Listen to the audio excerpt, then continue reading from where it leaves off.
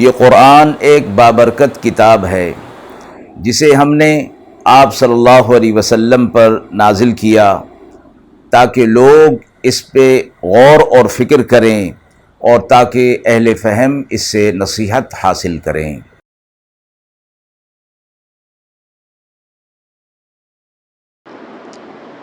بسم اللہ الرحمن الرحیم۔ السلام علیکم ورحمۃ اللہ وبرکاتہ۔ ناظرین کرام، درس قرآن مجید کے آج کے اس پروگرام میں ہم سورہ یوسف کی آیت نمبر 102 تا 109 کا ترجمہ اور تفسیر پیش کر رہے ہیں، اور آخر میں پوچھے گئے سوال کا جواب ہوگا۔ اعوذ باللہ من الشیطان الرجیم، بسم اللہ الرحمن الرحیم۔ ذلك من أنباء الغيب نوحيه إليك وما كنت لديهم إذ أجمعوا أمرهم وهم يمكرون وما أكثر الناس ولو حرصت بمؤمنين وما تسألهم عليه من أجر إن هو إلا ذكر للعالمين وكأي من آية في السماوات والأرض يمرون عليها وهم عنها معرضون وما يؤمن أكثرهم بالله إلا وهم مشركون أفأمنوا أن تأتيهم غاشية من عذاب الله أو تأتيهم الساعة بغتة وهم لا يشعرون قل هذه سبيلي أدعو إلى الله على بصيرة أنا ومن اتبعني وسبحان الله وما أنا من المشركين وما أرسلنا من قبلك إلا رجالا نوحي إليهم من أهل القرى أفلم يسيروا في الأرض فينظروا كيف كان عاقبة الذين من قبلهم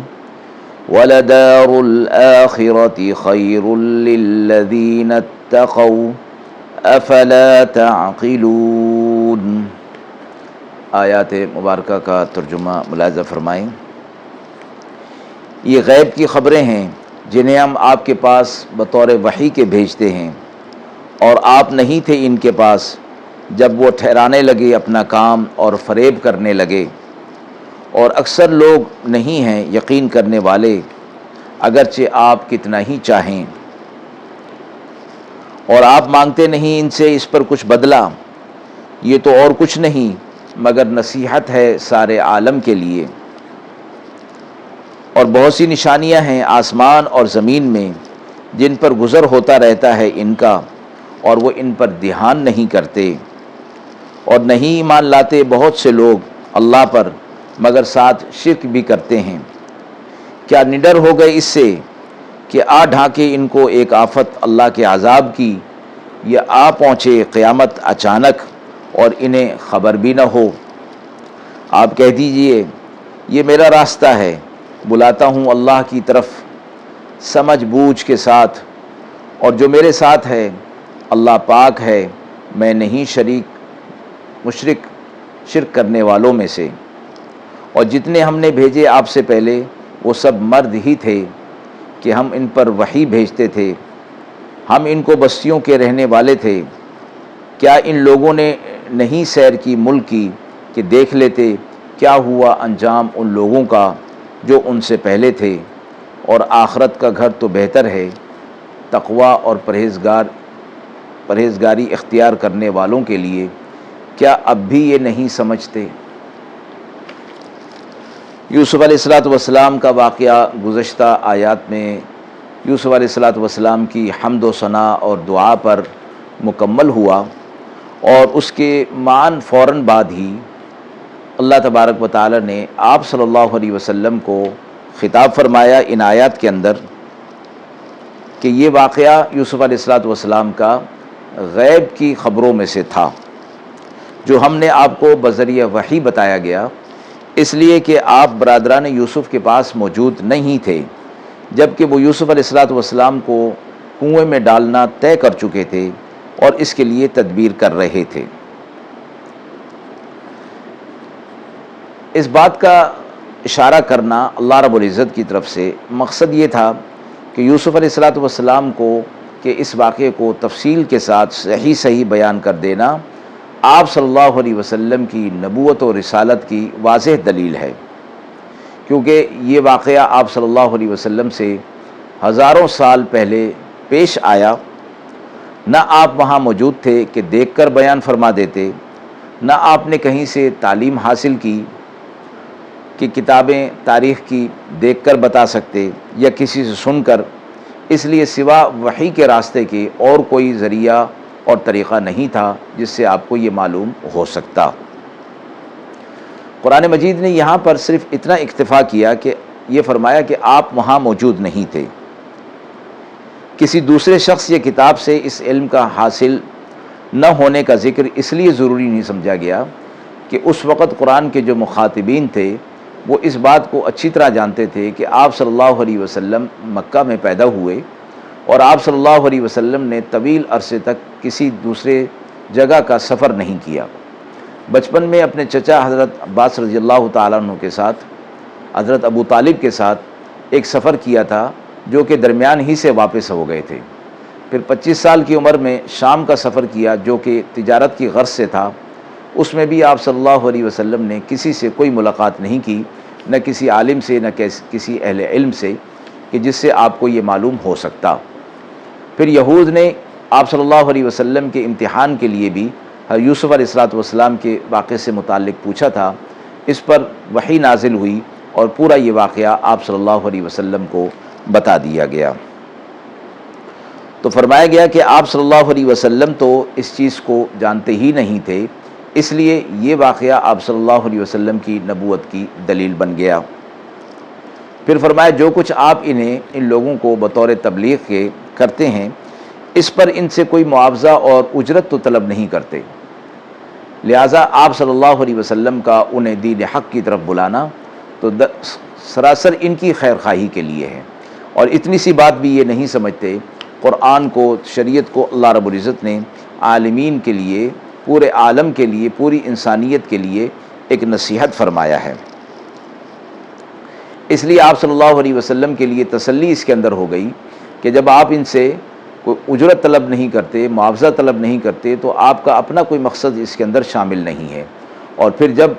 یہ لوگ اسے قبول نہیں کرتے تو اس پر آپ کو غمگین ہونے کی بھی ضرورت نہیں، اس لیے کہ آپ پر یہ ذمہ داری نہیں کہ یہ لوگ اسے قبول ہی کر لیں۔ پھر فرمایا کہ یہ ہٹ دھرمی ان لوگوں کے اندر اتنی ہے کہ اللہ تعالیٰ کی قدرت کاملہ کی جو نشانیاں دن رات میں ان کے سامنے پیش آتی رہتی ہیں اس کی طرف یہ دھیان نہیں کرتے۔ تو فرمایا گیا کہ کیا یہ لوگ اس چیز کا انتظار کر رہے ہیں کہ اللہ کی طرف سے کوئی پکڑ آ جائے یا قیامت آ جائے، کوئی عذاب ان کے اوپر آ جائے؟ آپ صلی اللہ علیہ وسلم فرمایا گیا کہ یہ لوگ ایمان لانے والے نہیں ہیں،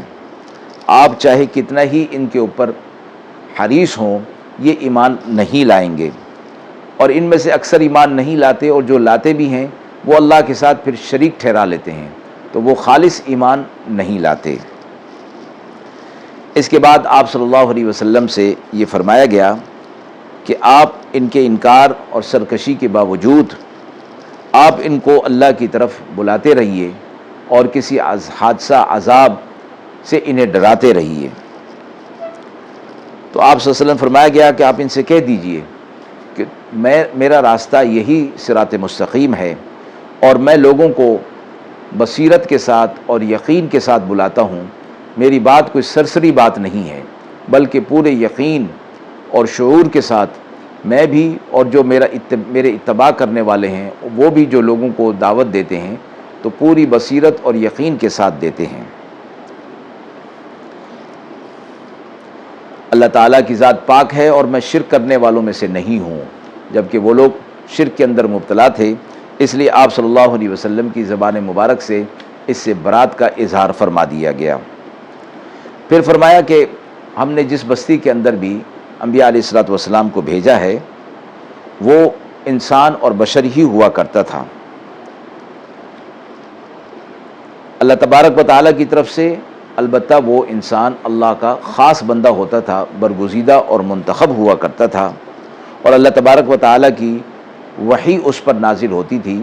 اس وحی کے نازل ہونے میں اور نبی کے انتخاب میں اس کا کوئی اپنا کردار نہیں ہوتا تھا، بلکہ یہ سراسر انتخاب اللہ رب العزت کی طرف سے ہوتا تھا۔ اللہ جسے خود چاہتے تھے منتخب فرما لیتے تھے۔ آگے فرمایا گیا کہ یہ لوگ اللہ کے عذاب کو دعوت دے رہے ہیں، کیا ان لوگوں نے اپنے آس پاس ایسی جگہوں کا مشاہدہ نہیں کیا کہ جن پر عذاب نازل ہوا تھا اور وہ کھنڈرات کی شکل میں آج بھی موجود تھے؟ تو وہ لوگ دیکھ لیتے تو انہیں معلوم ہو جاتا کہ ان لوگوں سے پہلے جن لوگوں نے اللہ کی نشانیوں کا انکار کیا، اللہ نے ان کے ساتھ کیا معاملہ کیا۔ اور آخرت کا گھر تو یقینی طور پر متقی لوگوں کے لیے ہے، اور وہ سراسر خیر ہی خیر ہے۔ تو فرمایا کہ ایسی باتوں کو بھی، واضح باتوں کو بھی یہ لوگ سمجھتے نہیں ہیں اور عقل سے کام نہیں لیتے ہیں۔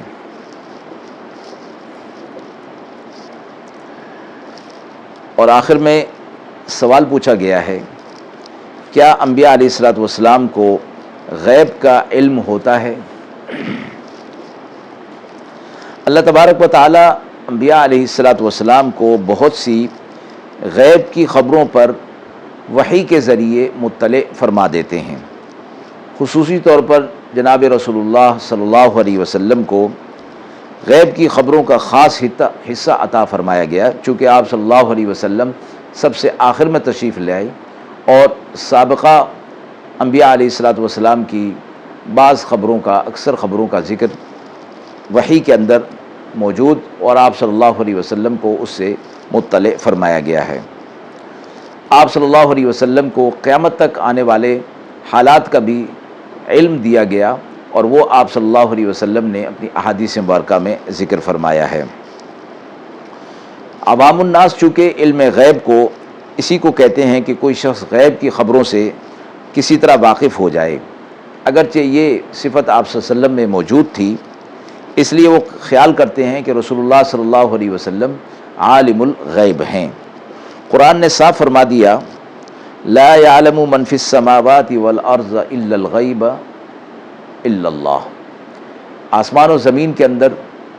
کوئی بھی اس کو نہیں جان سکتا، غیب کی چیزوں کو، سوا اللہ کے،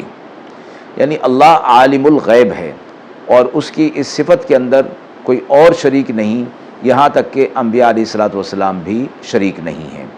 اللہ تبارک و تعالیٰ کی یہ صفت خاص ہے۔ البتہ اللہ کی طرف سے انبیاء علیہ الصلوۃ والسلام کو